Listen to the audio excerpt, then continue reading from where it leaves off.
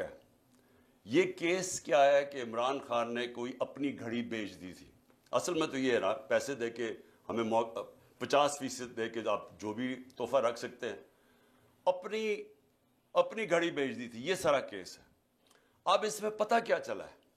پتہ یہ چلا ہے کہ نواز شریف نے 10 سال ایک چوری کی گاڑی چلائی. توشہ خانہ کی گاڑی اس نے ڈکلیئر کیے بغیر گھر میں رکھی 10 سال.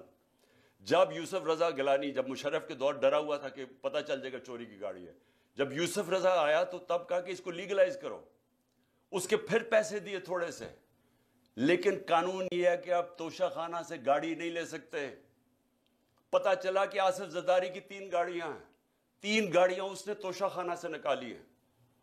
وہ بھی کوئی کسی کو بھی نہیں آیا کہ 3 گاڑیاں آپ نے چوری کی ہیں. لیکن ایک اور بھی چیز نکلائی ہے.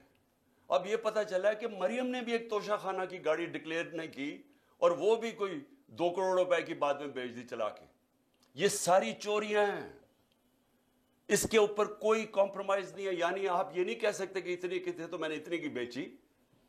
توشہ خانہ سے گاڑی آپ نہیں نکال سکتے. اور پتہ چلا کہ ان تینوں نے گاڑیاں نکالی ہیں. تو یہ چوری ہے، تو خیر وہ بھی سامنے آ گیا. لیکن جو میں اب کہنا چاہتا ہوں